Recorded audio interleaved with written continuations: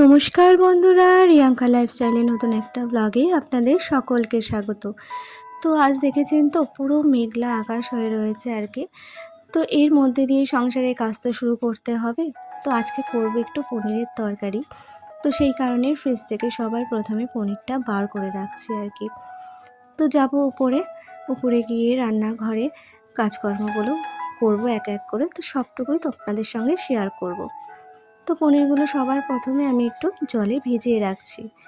দেন তারপরে এটাকে কাটিং হবে, তারপরে রান্না হবে। পনিরটা বাজার থেকে তো আনা হয়, কোথায় কী অবস্থায় থাকে সেটাকে চট করে কাটিং করে রান্না করে খাওয়া দাওয়া করতে আমার যেন কি একটু কিন্তু কিন্তু লাগে আর কি। তো সেই কারণেই সবার প্রথমে আমি একটু জলে ভিজিয়ে রাখছি। খানিকক্ষণ ভিজিয়ে রেখে তারপর এটাকে কাটবো।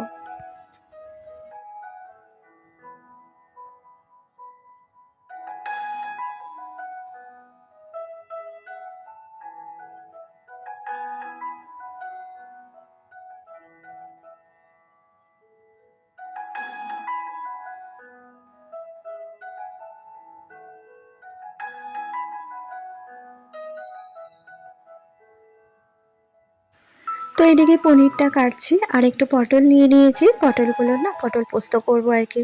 তো সেই কারণে পটলগুলোকে কেটে নেব একসাথে। যখন কাটাকাটির কাজটা করছি একবারই পুরোটা কমপ্লিট করে নেব। আমরা মেয়েরা যারা সংসার করতে ভীষণ ভালোবাসি, আমাদের কিন্তু ঘরের প্রত্যেকটা কাজ নিজের হাতে করতে ভীষণ ভালো লাগে। আর বিশেষ করে আমি কিন্তু মন থেকে নিজের সংসারের সমস্ত কাজ গুছিয়ে করি। এখন তো আমার ছেলে একটু বড় হয়েছে, কিন্তু যখন ও ছোট ছিল তখন কিন্তু আমার এরকম আলাদা একার সংসার ছিল না। আমরা জয়েন্ট ফ্যামিলিতে থাকতাম, কিন্তু সেই জয়েন্ট ফ্যামিলিতে সমস্ত কাজ একার হাতে করে আমি কিন্তু আমার সন্তানকে বড় করেছি।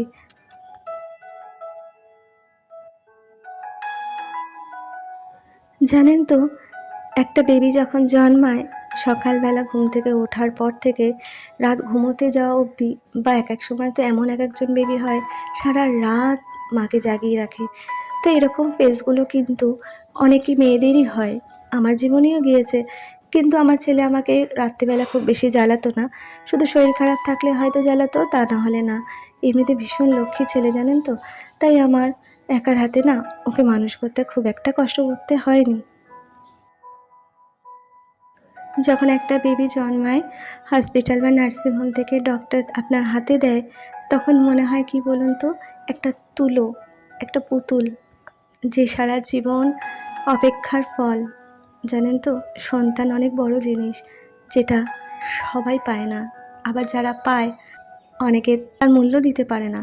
আবার অনেক আছে যারা সন্তান পেয়ে নিজেকে স্বর্গ হাতে পেয়েছি সেটাই মনে করে।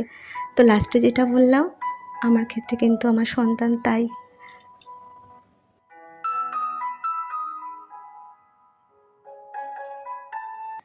আমি কিন্তু আমার সংসারে আমার সন্তানকে বড় করার ক্ষেত্রে আমার স্বামী ছাড়া কারোর হেল্প কোনো দিনই পাইনি। তাই একটু একটু করে নিজের হাতে যখন ছেলেকে বড় করেছি, তো কী বলুন তো, ওর পরিবর্তনগুলো খুব ভালোভাবে বুঝতে পারি। কোনো রকম কোনো আয়া বা কাজের লোক দিয়ে এই উপলব্ধিটা কিন্তু হয় না। মাতৃত্বের যে স্বাদ থাকে সেটা কিন্তু আয়া বা কাজের লোক দিয়ে মেটে না। তুমি যতক্ষণ না তোমার বাচ্চাকে ঘাঁটবে, তার মন পড়তে পারবে, তাকে বুঝবে, ততক্ষণ অবধি কিন্তু তোমার বাচ্চাকে তুমি পুরোপুরি ফিল করতে পারবে না। মানে সেই মাতৃত্বের স্বাদটা তুমি পাবে না। জানেন তো, যেহেতু আমার প্রথম বেবি, তো জন্মানোর পরে আমি কিছুদিন আমার মায়ের কাছে ছিলাম।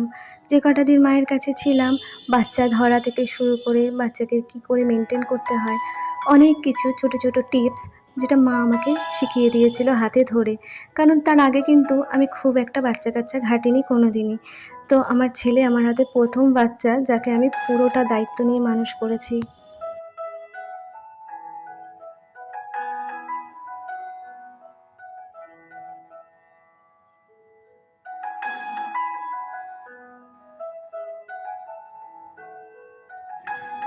আপনাদের সঙ্গে গল্প করতে করতে আমার এদিকে কাজকর্ম অনেকটাই এগিয়ে গিয়েছে। আমি এদিকে পনিরগুলো ভেজে নিয়েছি। এইবার জিরে আর শুকনো লঙ্কা ফোড়ন দিয়ে আলুটা ভাজবো, ভেজে সমস্ত কিছু একসাথে কষিয়ে পনিরটা দিয়ে দিলাম। আজকে একটু নিরামিষ করে করবো পনিরটা, ঘি গরম মশলা দিয়ে।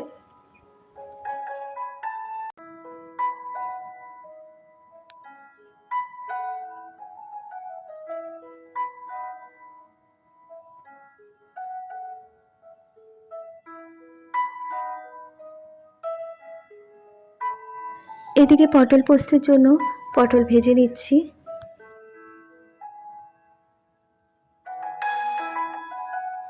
যারা যারা আমার ভিডিও দেখছেন, আমার ভিডিওটা একটু ভালো লাগলে লাইক শেয়ার সাবস্ক্রাইব করে পাশে থাকবেন, সঙ্গে থাকবেন। আর একটা ছোট্ট করে কমেন্টস করবেন। আপনাদের কমেন্টস পড়তে আমার কিন্তু ভীষণ ভালো লাগে।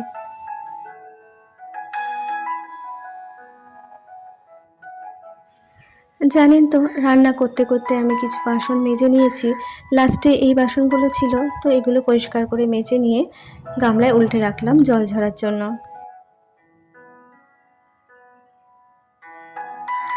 আর এই যে বক্সটা দেখছেন, এটা আমার কাছে পড়েই ছিল।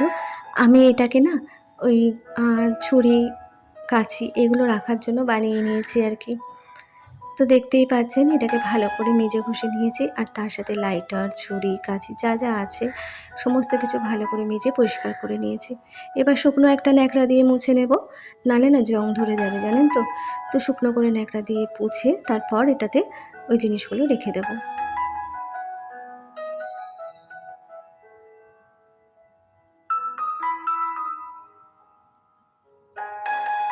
আমি একটা সন্তানের মা এবং বিবাহিত জীবনের অনেকগুলো বছর আমি কাটিয়ে এসেছি। তাই জীবনের ঘাত প্রতিঘাত প্রত্যেকটা জিনিসই কিন্তু আমার জীবনে এসেছে, এখনও আসছে।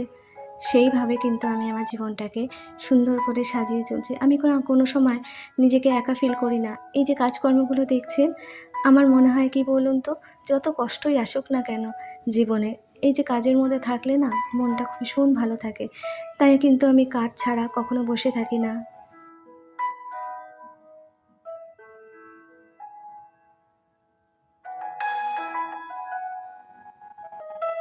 আর কি বলুন তো, জীবনের দৃষ্টিকোণ, আপনি কোন দৃষ্টি দিয়ে আপনার জীবনটাকে আপনি দেখছেন, এটা সবথেকে বড় কথা। আপনার দৃষ্টিকোণ যদি ভালো হয়, জীবনটা বড় সুন্দর। আপনার দৃষ্টিকোণটা যদি খারাপ হয় না, জীবনটা বড়ই কঠিন।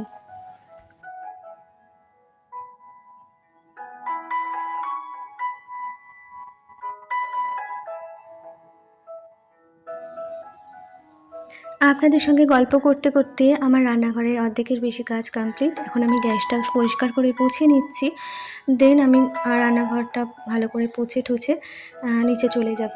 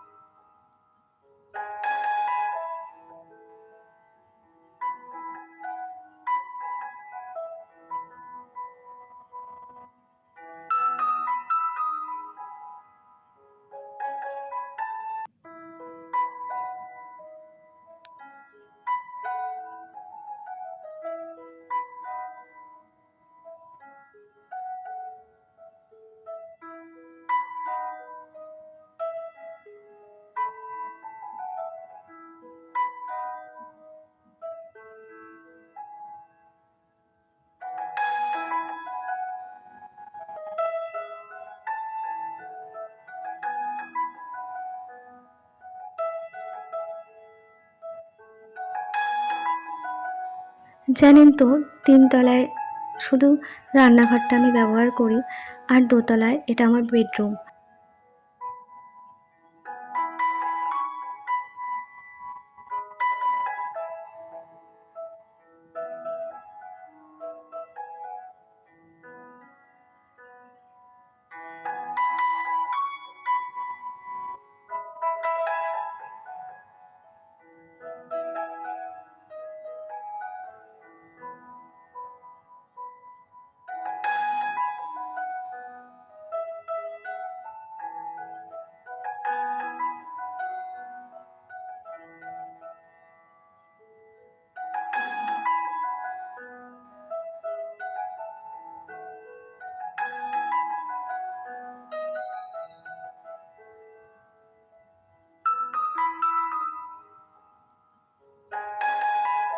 আজকের ভিডিওটা আমি এত অবধিই রাখছি। ভিডিওটা ভালো লাগলে লাইক, শেয়ার, সাবস্ক্রাইব করে একটা কমেন্টস করবেন। তো আজকের মতো টাটা।